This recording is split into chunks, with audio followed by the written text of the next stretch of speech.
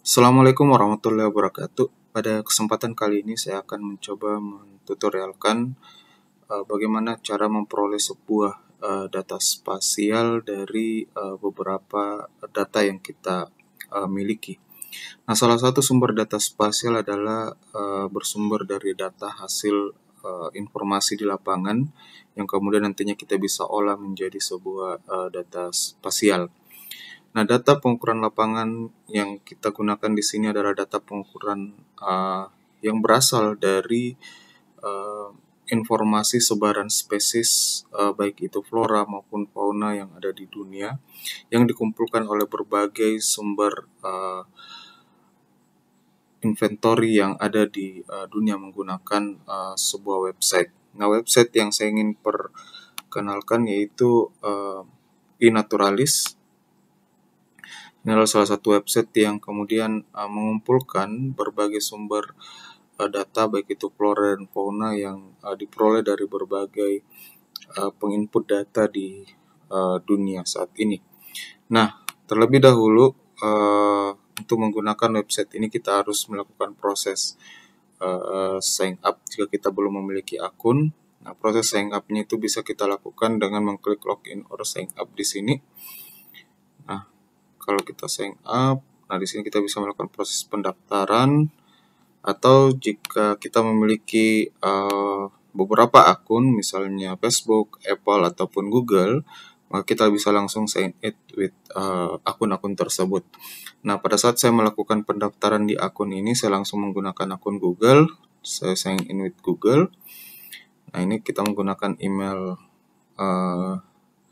Google kita, kemudian allow. Nah, biasanya kalau dalam proses tahap awal itu perlu dilakukan verifikasi di email, jadi silakan dibuka emailnya untuk memverifikasi link yang masuk dari iNaturalis. Nah, jika sudah,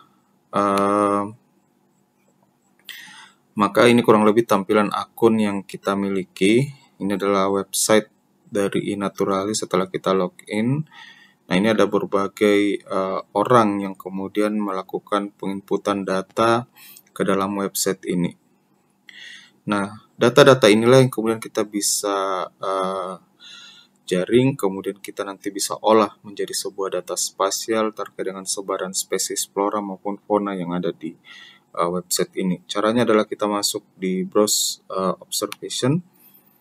Ini nanti tampilannya akan diantarkan seperti ini. Nah, ini kurang lebih ada sekitar sekian 132 juta observation, ada 423 jenis, 423 ribu spesies, dan ada 297 ribu identifiers dan 2 juta observer. Nah, ini kurang lebih data-data yang ada di dalam. Nah, contohnya misalnya kita ingin mencari spesies, misalnya di Indonesia ada spesies burung cendrawasih. Nah, ini cendrawasih. Ini kurang lebih datanya yang ada. Nah, ini bisa kita download informasinya karena ini sudah berbasis informasinya berbasis spasial, ada titik koordinat. Maka tentunya ini akan memudahkan kita untuk mengolah data yang dibutuhkan. Nah, ini misalnya kita sudah mencarinya, kemudian kita pilih filter. Nah, di bagian filter kita default-kan saja, kemudian kita pilih download.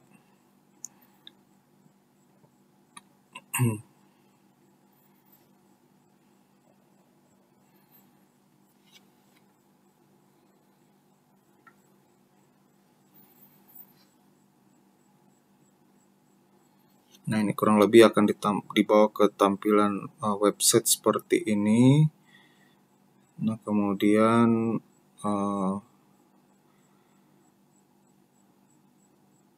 nah, ini di fitur ini saya sudah mendownload 2 spesies, sebenarnya ada cendrawasih dan burung rangkong.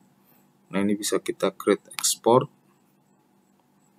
Nah, ini kita tinggal tunggu prosesnya sementara terdownload. Nah, jika kita tidak ingin menunggu prosesnya ini, kita bisa melakukan proses receive an email with your data. Nah, ini nanti kita tinggal tunggu di email kita datanya masuk. Nah,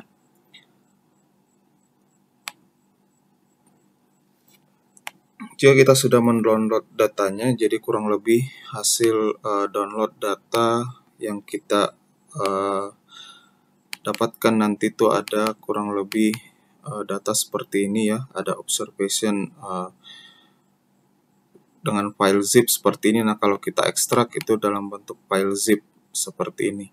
Nah, file CSV seperti ini. Nah, file CSV inilah yang kemudian bisa kita masukkan nanti ke dalam software pemetaan yang kita gunakan.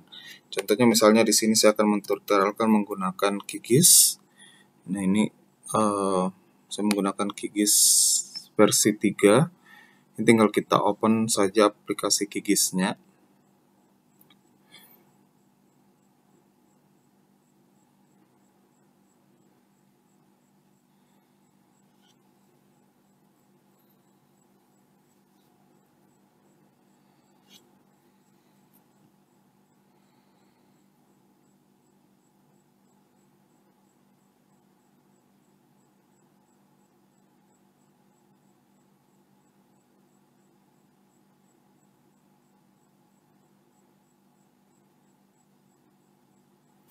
Nah, ini kurang lebih tampilan dari aplikasi QGIS. Nah, proses tahapan di aplikasi QGIS itu tinggal kita masukkan tadi data CSV yang kita download.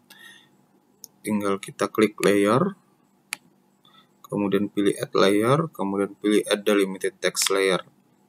Nah, di sini kita tinggal masukkan file Excel yang tadi kita download, file CSV ya, dan itu bisa kita buka di Excel.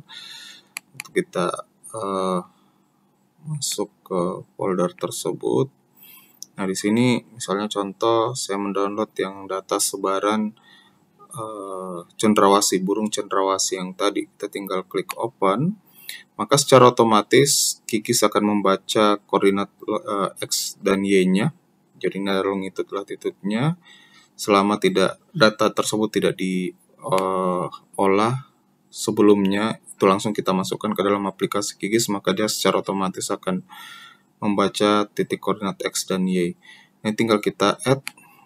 Nah, langsung menjadi sebuah sebaran data spasial seperti ini. Nah, ini kita bisa ekspor datanya. Kita formatnya di series save file, kemudian file name-nya kita bisa simpan dengan nama sebaran burung cendrawasih.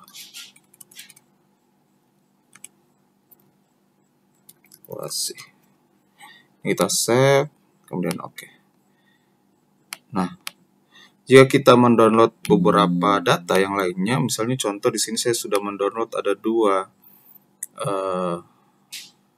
data, yang satu burung cendrawasih, yang satu burung rangkong ya. Jadi kita lakukan proses yang sama tadi, add delimited text layer, kemudian kita cari folder penyimpanannya. Jadi semuanya dengan nama observation yang membedakan itu kode data yang kita download. Ini dia secara otomatis juga langsung akan masuk, kemudian kita add. Nah, kita close, kita kemudian save lagi, export data, save picture as, pastikan di series save file, kemudian file name-nya misalnya ini adalah sebaran burung rangkong, kemudian kita save. Oke. Jadi kita sudah mendapatkan 2 data yang kita miliki. Nah, ini kita mau tahu kira-kira sebarannya di mana menggunakan aplikasi ini, ya tinggal kita tambahkan base map. Nah, misalnya contohnya di browser dari QGIS seperti ini. Jika ini masih default, maka itu ada XYZ tiles. XYZ tiles ini tinggal kita klik yang OpenStreetMap, diklik 2 kali sehingga dia muncul di tampilan utama petanya. Kemudian kita tarik ke bawah. Kita bisa lihat sebaran dari data yang sudah terkumpulkan. Yang hijau ini adalah sebaran burung rangkong yang sudah dikumpulkan oleh inventory yang melakukan penginputan data ke dalam website iNaturalist. Kemudian yang warna agak coklat ini merupakan sebaran dari burung cendrawasih yang juga dikumpulkan di dalam website tersebut. Nah, data inilah yang bisa kita analisis. Jika kita memiliki informasi yang jauh lebih banyak nanti kita download, maka kita bisa tahu sebaran spesies yang ada di suatu wilayah itu di mana saja. Itu saja tutorial yang bisa saya berikan pada kesempatan kali ini. Semoga bermanfaat dan dapat diaplikasikan untuk kegiatan Bapak Ibu sekalian. Terima kasih. Assalamualaikum warahmatullahi wabarakatuh.